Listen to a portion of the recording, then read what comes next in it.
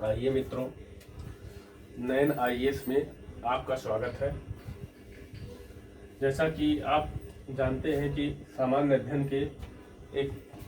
अध्ययन कई विषयों को मिला के पूछा जाता है, प्रश्न पूछा, चाहे वो आईएएस हो, पीसीएस हो, समीक्षा अधिकारी हो या अन्य परीक्षाएं हो, उसमें संविधान एक महत्वपूर्ण भाग है। हर खंड से जितने प्रश्न रखे जाते हैं, अगर हम इतिहास को केवल छोड़ दें तो जितना अन्य भूगोल का होता है, विज्ञान का होता है, उतना ही संविधान से भी प्रश्न पूछे जाते हैं। मैं जहां तक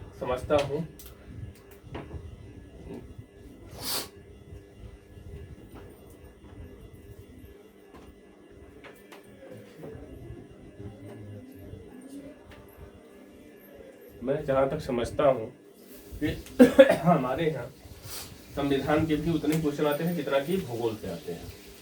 आप देखेंगे, संविधान को देखने से तो ऐसे ही लगता है, जिसको भारतीय राज्य व्यवस्था कहा जाता है, संविधान से ही मुख्यतः प्रश्न पूछे जाते हैं, परंतु वो राज्य व्यवस्था का भी उसमें अंश ले लिया जाता है। ठीक ना?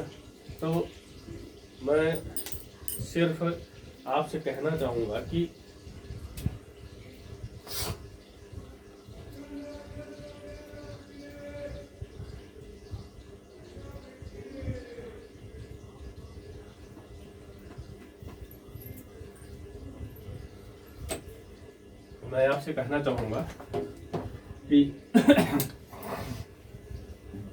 हो सकता हो आप लोग सारे प्रश्नों को देखते हो ऐसा लग रहा हो कि हल हो जाएगा। बहुत से यूट्यूब पे आप देखेंगे भी, हर किसी ने बहुत अच्छा प्रयास किया है। मेरा भी प्रयास है कि आपको एक समुचित और उचित तरीके से मैं आपके सामने मैटर को उपलब्ध करा सकूं।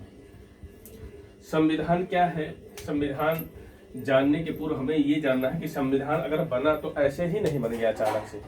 संविधान को बनाने के पूर्व हमें उसके विकास के क्रम को देखना होगा, क्योंकि विकास के क्रम से यहाँ से भी प्रश्न आप लोगों को निसंदेह आते हैं। दो क्वेश्चन अक्सर यहाँ से आ ही जाते हैं। तो हमें संविधान के विकास के क्रम में सिर्फ ये देखना है, क्योंकि ब्रिटिश पश्चिमी लोग कहीं ना कहीं संवैधानिक विकास के मामले में वो हमसे आगे थे। तो उनका जब आगमन हुआ तो उनका एक अपना प्रक्रिया था जिसके तहत वो कार्य करते थे। तो संविधान जब भारत में पश्चिमी शक्तियों का आगमन हुआ, उनमें आपस में कॉन्फ्लिक्ट भी हुआ, पर हमारे यहाँ आप जानते हैं जैसा कि लास्ट मोमेंट तक कुछ पुर्तगाली बस्तियां थी, एक दो बस्ती फ्रांसीसी थी, नहीं तो ओवरऑल पूरा ब्रिटेन का ही कब्जा था, ब्रिटेन के ही अधीन हम लोग थे। तो उन्होंने यहाँ पे अपनी कंपनी को स्थापना के लिए, उसके कार्य संचालन के लिए, फिर उसके द्वारा यहाँ के कार्य संचालन के लिए समय समय पर एक्ट बनाए गए, जिससे कंपनी में भ्रष्टाचार ना हो, जिससे यहाँ से राजस्व की वसूली कैसे हो, जिससे यहाँ पे उपद्रव ना हो सके। इन सब चीजों को लेकर जो समयानुसार कानून बनाते गए, उसी क्रम में हम देखेंगे, उन्हीं की जड़ों में हम देखेंगे धीरे धीरे हमारे संविधान के विकास की भी जड़ें निहित है। आइए अब हम देखते हैं पहले भारत की शासन प्रणाली। देखिए, पहले हम ये जान लें भारत की शासन प्रणाली क्या है। भारत की शासन प्रणाली, मित्रों, एक चीज मैं आपसे कहना चाहूंगा कि आप इसको पढ़िए। अभी तो भारत संवैधानिक विकास का क्रम है, तब तक जरूरत नहीं है। प्रस्तावना और प्रस्तावना के आगे जो भी संविधान आप पढ़ेंगे, आप एक बेयर एक्ट, किसी भी राइटर का एक बेयर एक्ट तो जरूर खरीद लीजिए। एक बेयर एक्ट खरीद लेंगे, उसके बाद फिर ये संविधान आपके हाथों में होगा। क्योंकि अगर अगर 18 प्रश्न के आसपास पूछा जा रहा है, इसमें से निगेटिव मार्किंग में अगर आप 10 सही कर पा रहे हैं तो अच्छी बात है, परंतु अगर आप 18 के 18 सही कर लेते हैं, तो आप सोचिए निगेटिव मार्किंग में सपोज आपने 17 सही कर लिए, तो और जो कमी थी और विषयों को ऐसे पकड़ लेंगे तो आप निसंदेह सफल हो जाएंगे। आगामी उत्तर प्रदेश लोक सेवा आयोग द्वारा पीसीएस और समीक्षा अधिकारी की एग्जाम है, और मैं चाहूंगा कि आप लोग इसका लाभ उठाइए और सफल। साथ ही साथ आईएएस का भी है। मेरा प्रयास है कि आप आईएएस को भी उसी तरीके से हिट कर पाए और सफल होइए। देखिए मित्रों, हम बताते हैं आपको भारत की राज्य व्यवस्था शासन प्रणाली में जो भारतीय शासन प्रणाली है, भारतीय शासन प्रणाली, इसको आप देखिएगा इस पे कैसे डेवलपमेंट हुआ। ब्रिटिशों की देन, कैसे ब्रिटिशों की देन, पहली बात इसमें भारतीय संस्कृत का गहरा प्रभाव, भारतीय संस्कृत,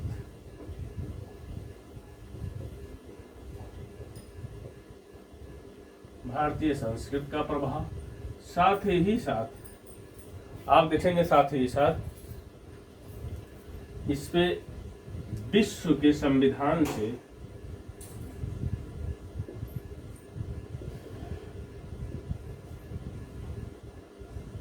उधार ली गई।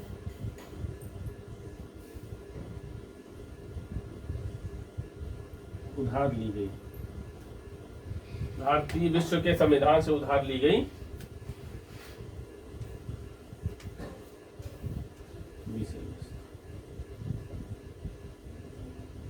ये हमारे संविधान में जो विदेशी स्रोत हैं उसके बारे में। अब आप देखेंगे हमारे यहाँ जो भारतीय शासन प्रणाली है वो कैसी है, लोकतंत्रात्मक है, लोकतंत्रात्मक प्लस क्या है, गणराज्य है। अब इन दोनों को समझ लीजिए। प्रस्तावना में आप देखेंगे लोकतंत्रात्मक का मतलब होता है कि हमारे यहाँ देश की जनता, देखिए देश की जनता, ठीक ना, जनता क्या करती है, प्रतिनिधियों का चयन करती है, चुनाव करती है, प्रतिनिधियों का चुनाव, ठीक ना, और इनके द्वारा शासन, इस पे स्वयं पे, मतलब गणराज्य, मतलब देखिएगा ये गलत मैं दूसरी तरफ बना दिया, ये इधर से देखिएगा आप लोग, नहीं तो समझ जाए कंफ्यूजन होगा। देखिए जनता, देश की जनता ने क्या किया, प्रतिनिधि का चयन किया, प्रतिनिधियों का चुनाव किया, तो इन्होंने क्या किया, शासन। शासन किस पे किया, देश की जनता पे। उसका प्रक्रिया क्या हुआ, लोकतंत्रात्मक माध्यम से, क्योंकि जनता ने अपने प्रतिनिधियों द्वारा अपने ऊपर शासन तय करने का माध्यम चुना। गणराज्य क्यों है, क्योंकि हमारे यहाँ का राष्ट्र प्रमुख, हमारे यहाँ का राष्ट्र प्रमुख कैसा है, निर्वाचित होता है, उसका कार्यकाल निश्चित कार्यकाल है, जनता द्वारा अप्रत्यक्ष निर्वाचन। अब मित्रों देखिएगा, जनता द्वारा अप्रत्यक्ष निर्वाचन गणराज्य का। हमारे यहाँ राष्ट्र प्रमुख कौन है, राष्ट्रपति है। राष्ट्रपति क्या वंशानुगत है कि आज राष्ट्रपति माननीय महामहिम कोविंद जी है तो इनके कल पुत्र हो जाएंगे, फिर ऐसा है नहीं। आज वो है, कल हमारे ही द्वारा चुने गए प्रतिनिधियों द्वारा राज्यसभा, संसद तथा विधानसभाओं के निर्वाचित चुने गए सदस्यों द्वारा तो हमारे राष्ट्रपति का फिर चुनाव होगा, वो चुनेंगे। इसका मतलब कि ये रोक नहीं है कि आप दोबारा नहीं बन सकते, दोबारा बन सकते हैं, परंतु आपका एक निश्चित कार्यकाल होगा, उसके बाद में फिर से आपको चुन के आना होगा। और जिनके द्वारा हमारे देश की जनता ने जिन प्रतिनिधियों का चयन किया है, वो प्रतिनिधि आपका चयन, हमारे राष्ट्र प्रमुख का चयन करेंगे। इस प्रकार से हमारा गणराज्य, इसलिए गणराज्य को कहा जाता है वह देश गणराज्य है जहां का राष्ट्र प्रमुख निर्वाचित होता है। आप देखिएगा, अब हम चलते हैं मित्रों कंपनी की तरफ। अब भारतीय संविधान की ऐतिहासिक विकास क्रम में चलते हैं। थोड़ा सा देखिएगा कि मैं थोड़ा सा बना लिया हूं आप लोगों के लिए, क्योंकि देखिए हमारे संविधान में क्या है कि जो राज्य व्यवस्था है, आप देखेंगे हमारे संविधान में क्या किया गया है, संसदात्मक पार्लियामेंट्री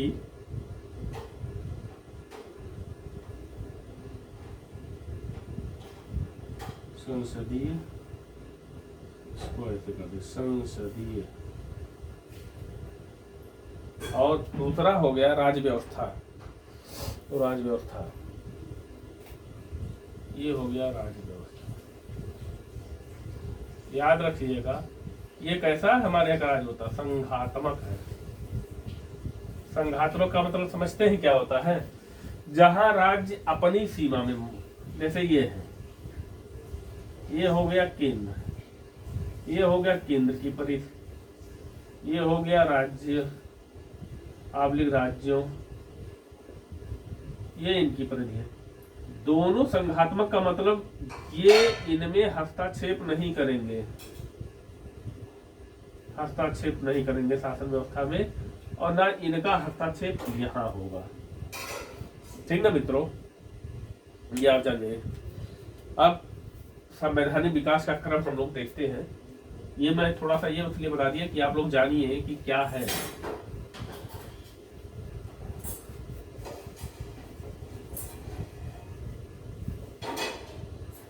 अब भारत में संवैधानिक विकास, मैं चाहूंगा कि आप लोग पेन लेके जरूर बैठे और नोट कर ले इसको, क्योंकि यहाँ से प्रश्न आते हैं। कुछ बहुत छोटा सा है।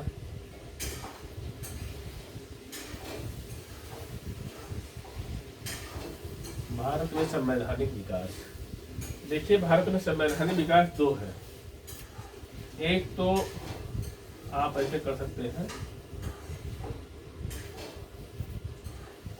साम्राज्य की सुरक्षा हेतु, साम्राज्य की सुरक्षा हेतु अधिनियम, और एक है साम्राज्य की सुरक्षा हेतु अधिनियम, और दूसरा है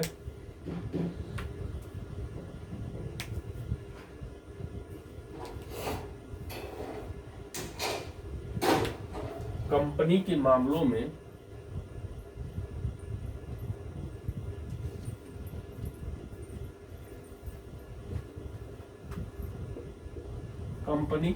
प्रभावी नियंत्रण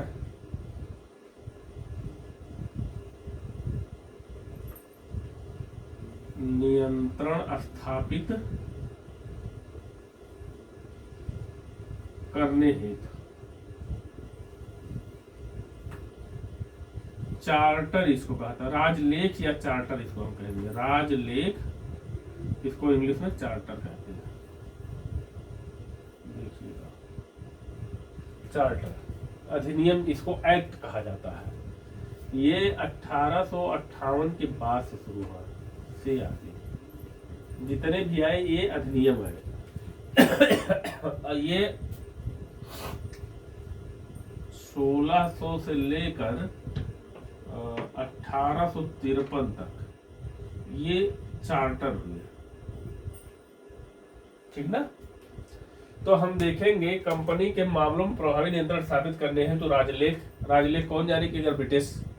ब्रिटेन ने। तो ये कौन से कानून बने 1853 तक, जिसका हमारे ऊपर क्या प्रभाव हुआ, हमारे संविधान में किस प्रकार इनकी भूमिका रही इन कानूनों की। उसके बाद में साम्राज्य की सुरक्षा जो अधिनियम पारित हुए उनका हमारे संविधान में, हमारे सामाजिक उस पर क्या प्रभाव पड़ा, जनमानस चेतना पे क्या प्रभाव पड़ा, जिससे हमारे संविधान में इनका योगदान हो सका। आइए देखते हैं। देखिए नोट कर लीजिए मित्रों, कंपनी के मामलों में प्रभावी नियंत्रण स्थापित करने हैं जो राजलेख, वो है साम्राज्य की सुरक्षा हेतु अधिनियम। दो भागों में इनको हम बांट सकते हैं सामान्यतः।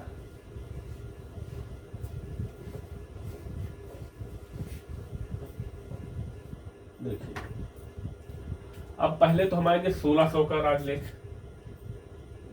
1600 का पहले तो हम आएंगे 1600 का राजलेख।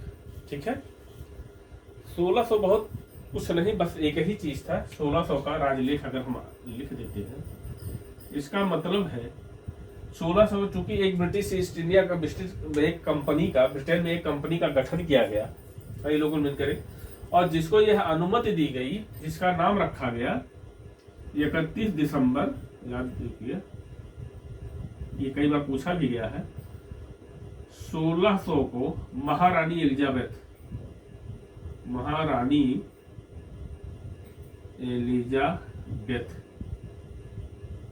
द्वारा घोषणा किस चीज की? कंपनी के गठन की।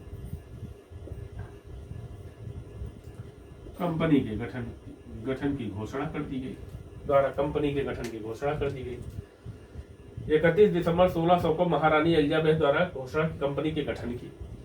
इसका नाम रखा गया ईस्ट इंडिया कंपनी।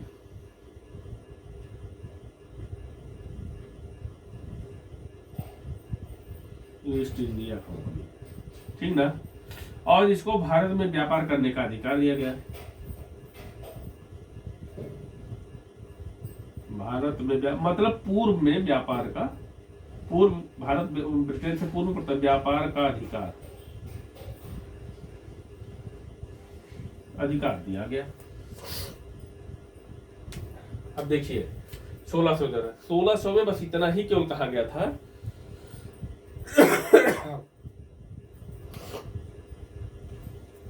अब हमारे यहाँ जो ये 1600 में ये राजलेख है, यहाँ से संविधान के विकास का क्रम शुरू हो गया है। आप खुद देखिए कि ये कानून है, राजलेख है, यानी कानून, अध्यादेश। जैसे आज हमारे यहाँ कहा जाता है कि राष्ट्रपति ने अध्यादेश जारी किया, उस समय के लिए हम इसको अध्यादेश, ब्रिटिश सरकार का महारानी का अध्यादेश मान सकते हैं कि महारानी की तरफ से अध्यादेश, जिसके अध्यादेश के आधार पर कानून वो बना है। हालांकि इसका अप्रूवल पार्लियामेंट से होता था, क्योंकि ब्रिटिश पार्लियामेंट बहुत पुरानी है, आप जानते हैं। अब हम आते हैं अगला राजलेख पे, 1726 का चार्टर या राजलेख लिख लीजिए। 1726 का राजलेख, इसमें बहुत महत्वपूर्ण जो चीजें थी वो क्या था कि इसके द्वारा बंबई, मद्रास और बंगाल में गवर्नरों की नियुक्ति की गई, राज्यपालों की नियुक्ति की गई, और प्रेसिडेंसियों की तीनों जगह प्रेसिडेंसी की नियुक्ति की गई और उनके परिषद का गठन किया गया। और ये कहा गया कि आप कानून बनाने के लिए सक्षम हैं। बस इस राजलेख में का बहुत महत्वपूर्ण ये है। देखिए धीरे धीरे कैसे विकास हो रहा। जब ये आए तो कंपनी के गठन हुआ, व्यापार कर दिया। आप देखिए 1726 में क्या कर रहे हैं कि बंगाल, बंबई और मद्रास, यहाँ पे प्रत्येक जगह पे गवर्नर की नियुक्ति, किसकी?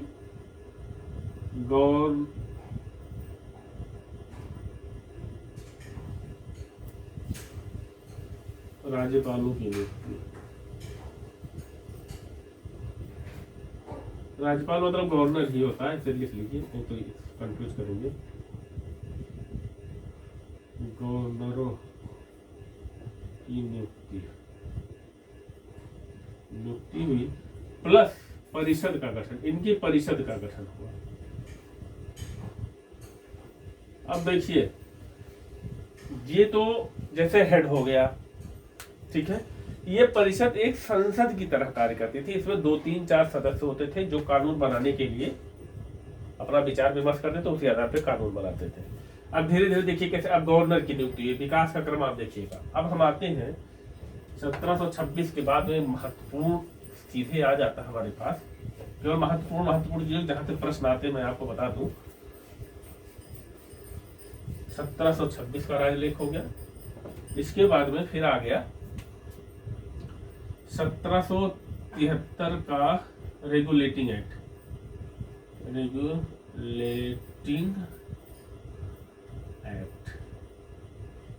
इसे कहते हैं रेगुलेटिंग एक्ट 1773। ये महत्वपूर्ण एक्ट था। ये एक्ट जब आया तो इससे कुछ मूलभूत परिवर्तन करने का प्रयास भी किया गया। हालांकि इसके पहले आप देखेंगे 1757 एवं 1764 का बक्सर एवं प्लासी का युद्ध हो चुका था और अंग्रेजों का प्रभुत्व भारत में स्थापित हो चुका था कुछ क्षेत्रों, ना कि पूरी इंडिया। लेकिन इस युद्ध के बाद में भारत 1764 के युद्ध के बाद में ये निश्चित हो गया कि भारत का भाग्य विधाता कौन है। ठीक है, अब देखिए रेगुलेटिंग एक्ट की मेन प्रावधान क्या है, आप लोग देखिएगा। देखिए रेगुलेटिंग एक्ट का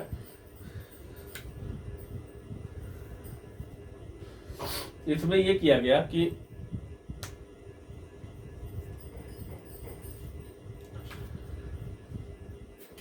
प्रधानमंत्री इसके, ये देख लीजिएगा, प्रधानमंत्री रेगुलेटिंग एक्ट जब पास किया गया तो उसके पहले कंपनी में बहुत असीमित भ्रष्टाचार हो चुका था, और चूंकि कर्मचारियों को व्यक्तिगत व्यवसाय व्यापार करने पे कोई प्रतिबंध नहीं था, इसलिए कर्मचारी व्यक्तिगत लाभ के लिए स्वयं व्यक्तिगत व्यापार करते थे, उनको कंपनी के हिस्से कोई मतलब नहीं था। इस प्रकार से कंपनी में अनुशासनहीनता, साथ ही साथ अनुशासनहीनता, इसके साथ साथ वहां पे स्वार्थपरकता और कई प्रकार की बुराइयां व्याप्त हो गई। इस बुराई को दूर करने प्रधानमंत्री, तत्कालीन प्रधानमंत्री लॉर्ड नॉर्थ द्वारा एक गुप्त समिति का गठन किया गया, संसदीय समिति का गुप्त समिति का गठन किया इन्होंने। कब? 1772 में। इसका प्रतिवेदन आया, इस प्रतिवेदन के आधार पर ये पास हुआ, रेगुलेटिंग एक्ट को पास किया गया। अब देखिए रेगुलेटिंग एक्ट में क्या कहा गया, इसके क्या प्रावधान किए गए। मुख्य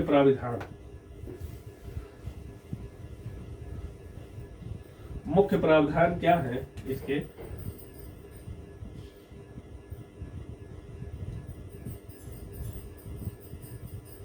मुख्य प्रावधान क्या है आप देखिएगा, मैं लिखवा दे रहा हूं।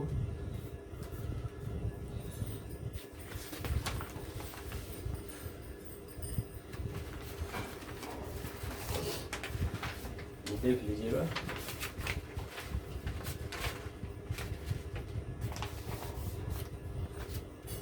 कंपनी का भारतीय, देखिए इसका मुख्य प्रावधान, उद्देश्य क्या था इनका, ब्रिटिश संसदीय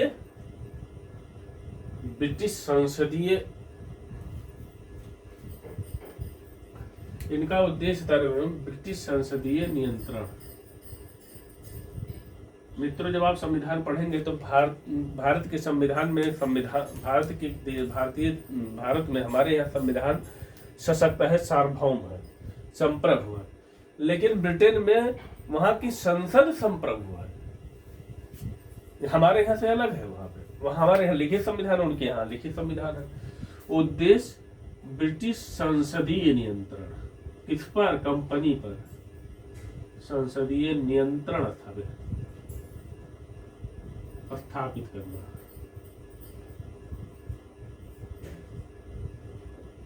ठीक है, अब इसके मुख्य प्रावधान क्या क्या थे वो आप देख लीजिए। अब इसके तहत किया गया कि जैसे 1726 में आपने देखा कि बंगाल, मद्रास एवं बंबई में अलग अलग प्रेसिडेंसियों की क्या की गई, नियुक्ति की गई। आप यहां पे देखेंगे कि इसका मतलब बंगाल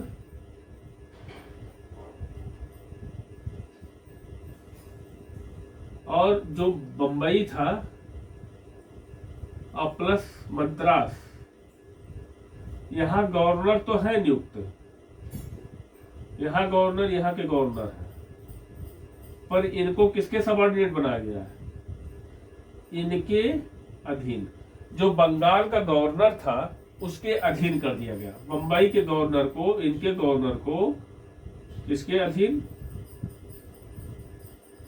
दोनों लोगों, बंगाल के गवर्नर, यहाँ के गवर्नर के अधीन कर दिया गया।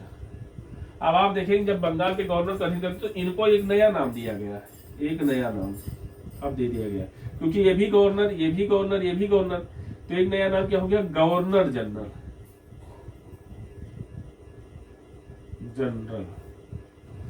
गवर्नर जनरल एक नया नाम दिया गया, गवर्नर जनरल। कहाँ का? अंग्रेजी क्षेत्र का। अब ये बंगाल का जो गवर्नर जनरल, बंगाल का गवर्नर था, ये नया नाम गवर्नर जनरल हो गया। मतलब अर्थात 1773 के रेगुलेटिंग एक्ट का एक महत्वपूर्ण प्राविधान हुआ कि बंगाल के गवर्नर को, बंगाल देख लीजिए मित्रों, बंगाल के गवर्नर को अंग्रेजी क्षेत्र का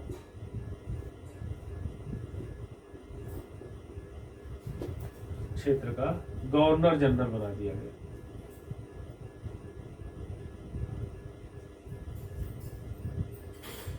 बना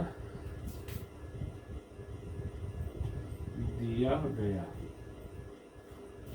अब एक महत्वपूर्ण चीज ये है कि उस समय बंगाल का गवर्नर कौन था? वारेन हेस्टिंग्स था। तो अंग्रेजी क्षेत्र का भारत का प्रथम गवर्नर जनरल कौन हुआ?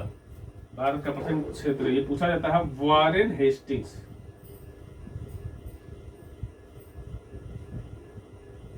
हेस्टिंग्स क्या हुआ? भारत का प्रथम,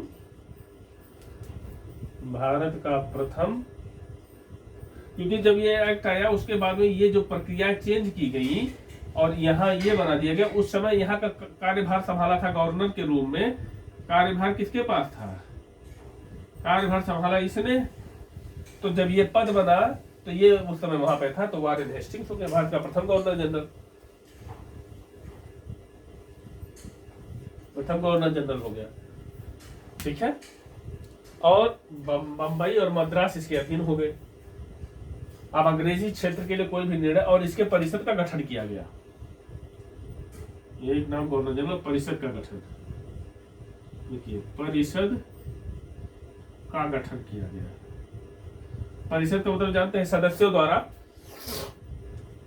सदस्य 4 सदस्य 5 सदस्य मिला के गठन कर दिया गया कि वो देखेंगे। अगर हाँ, जैसे 4 सदस्य मिलकर गठन, परिषद का गठन कर दिया गया।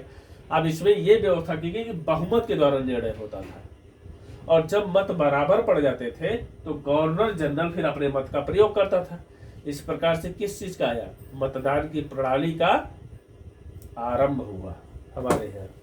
अब देखिएगा,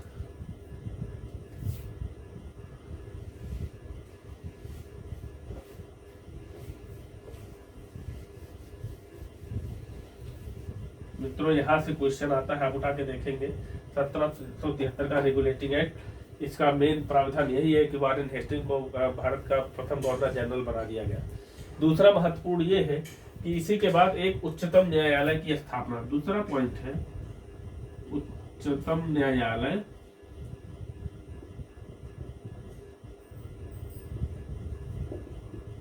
स्थापना। हालांकि इसका क्षेत्राधिकार कहां तक था? ध्यान दीजिएगा, इसका क्षेत्राधिकार केवल कलकत्ता के नगरवासी, कलकत्ता नगरवासियों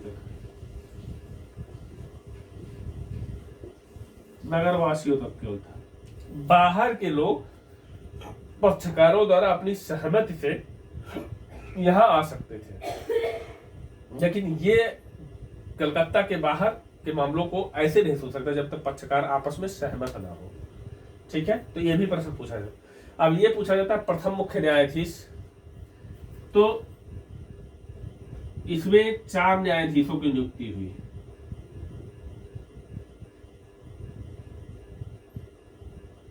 इसमें एक हुए मुख्य या प्रिंसिपल, उस समय कहा गया मुख्य न्यायाधीश, इनका मैं नाम लिख दे रहा हूं, ये पूछा गया है। और 3 अपर न्यायाधीश कहे गए। इनमें जो है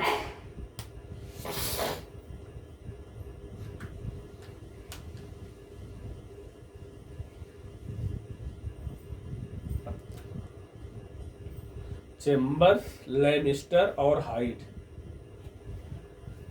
इनका नाम था, ये पूछा गया, सर एलिजाह इप्पे। और 3 जो न्यायाधीश, अपर न्यायाधीश थे,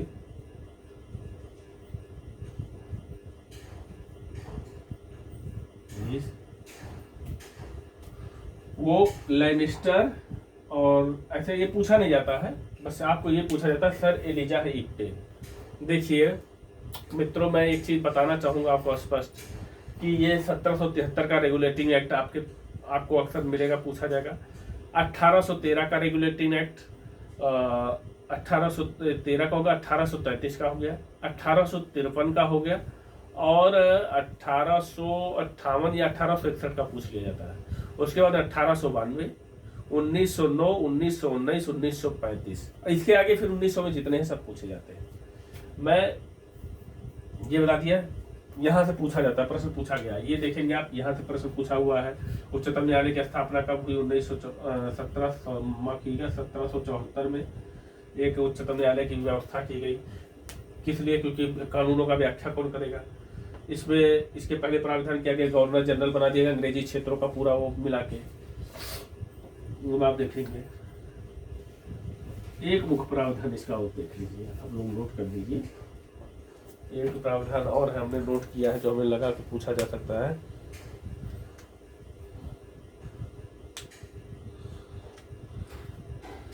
भारत में निर्णय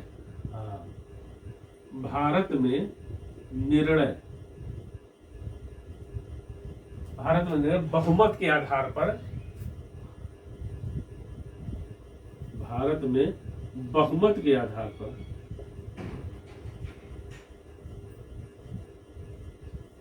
पर निर्णय की शुरुआत हुई। ये बड़ा अच्छा रहा, बहुमत की मतलब सुना जाने लगा। एक इसका मुख्य प्रावधान ये है कि भारत में पहली बार संवैधानिक विकास के हेतु भारत में पहली बार एक लिखित संविधान प्रस्तुत, क्योंकि ये लिखित में था, इसलिए भारत में पहली बार, अगर पूछ लिया जाए भारत में पहली बार लिखित संविधान के लिए कौन सा कानून पास किया गया, तो वो हो गया रेगुलेटिव। भारत में पहली बार लिखित संविधान प्रस्तुत किया गया। ठीक है, ये 3-4 पॉइंट थे रेगुलेटिंग एक्ट के जो बहुत महत्वपूर्ण थे। रेगुलेटिंग द्वारा वारेन हेस्टिंग्स को भारत का गवर्नर जनरल बनाया गया। अंग्रेजी क्षेत्रों भारत में सुप्रीम कोर्ट की स्थापना की गई, और ये कहा गया कि 10 साल बाद इनका क्या किया जाएगा? मूल्यांकन। ये कानून बनने के बावजूद भी कंपनी के में व्याप्त भ्रष्टाचार को नहीं रोका जा सका। इसलिए सरकार ने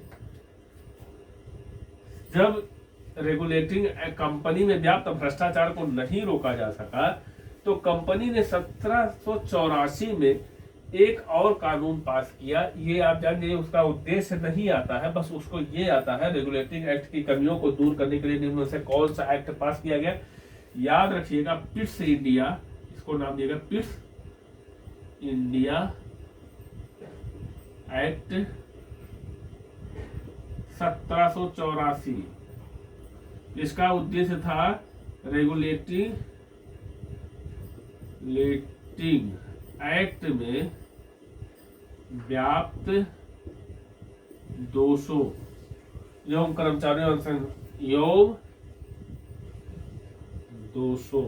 एवं कर्मचारियों में अनुशासनहीनता को दूर करना।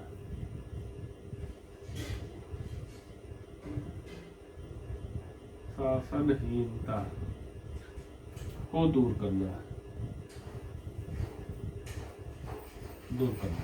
मित्रों देखिए, यहाँ से संवैधानिक विकास से 1-2 क्वेश्चन आ जाते हैं। मैं ऐसा कोई भी टॉपिक नहीं छोड़ना चाहता कि आपका एक भी प्रश्न रह जाए, कि आप कभी ये कहें कि मैंने वीडियो तो देखा पर ये टॉपिक नहीं हैंडल किया, तो यहाँ से प्रश्न आते थे, नहीं आए।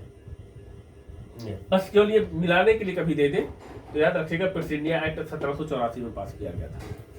बस अब आप लोग एक चीज और कर लीजिएगा, आपने उसको गुणवत्तापूर्ण बनाने की इतिहास से जोड़ेंगे कि पिट्स इंडिया एक्ट जब पास किया उस समय यहाँ का गवर्नर जनरल कौन था।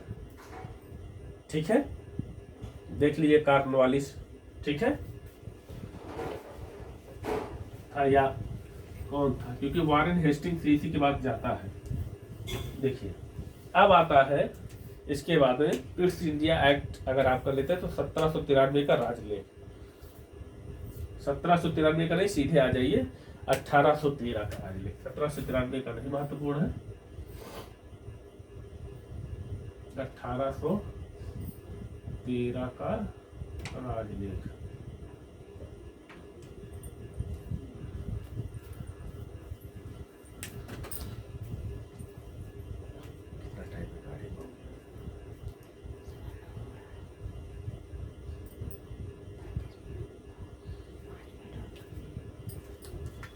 अठारह सौ 13 का राजलेख, इसके महत्वपूर्ण बिंदुओं को मैं लिखवा दे रहा हूँ आपको, देख लीजिएगा। देखिए ये बहुत महत्वपूर्ण है, आप याद रखिएगा। यहाँ से आप जब भी प्रश्न उठा के, पिछले प्रश्नों को उठाकर आप देखेंगे, यहाँ से प्रश्न आए हुए हैं, इसलिए इसको मत छोड़िएगा आप। 1773 का रेगुलेटिंग एक्ट, 1813, 1833, इसको मत छोड़िएगा आप लोग, याद रखिएगा। देखिए मैं लिखवा दे रहा हूँ इसको, मैंने कुछ नोट किया है इसमें। हाँ, पहला, कंपनी, लिखते रहिएगा आप लोग, कंपनी के भारतीय व्यापार के एकाधिकार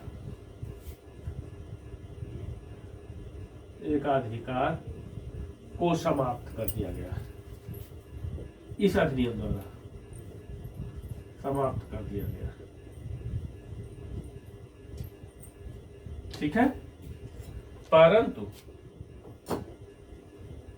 चीन एवं चाय के व्यापार पर एकाधिकार बना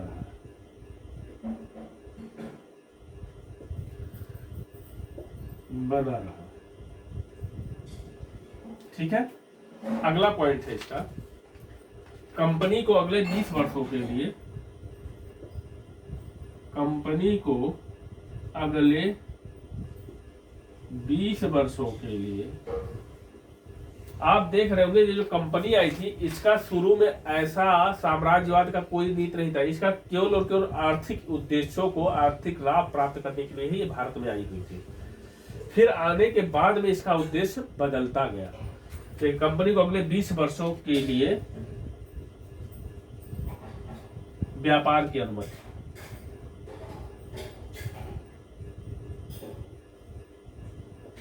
अब 1813 में इसको मिलता है, 1835 हो गया।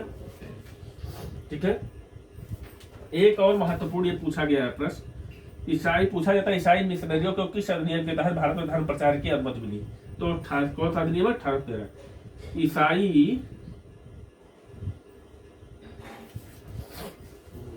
ईसाई मिशनरियों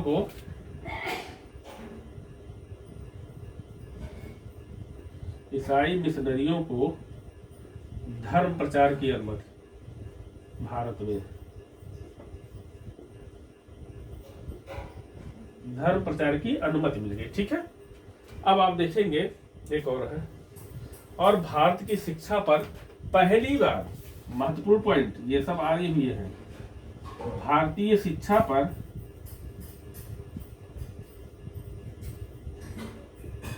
शिक्षा पर 1 लाख रुपए खर्च का प्रावधान किया गया।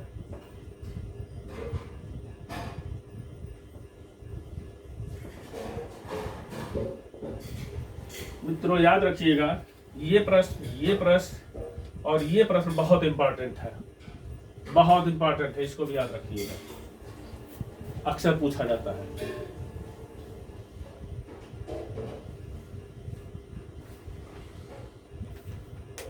ठीक है, एक चीज यहाँ लिख देंगे, इस एक्ट द्वारा क्या हुआ, भारत में ब्रिटिश की भारत में अंग्रेजी समझने जरूरत नहीं है उसकी, बस इतना महत्वपूर्ण पॉइंट आप लोग नोट कर लें। अगला पॉइंट है, आप देख लिए होंगे, ये बहुत महत्वपूर्ण है, बहुत बड़ा नहीं, बस मैं जो पूछा गया वही, बाद में जब मैं पेपर आप लोगों को दिखाऊंगा, सॉल्व कराऊंगा, तब आप कहेंगे।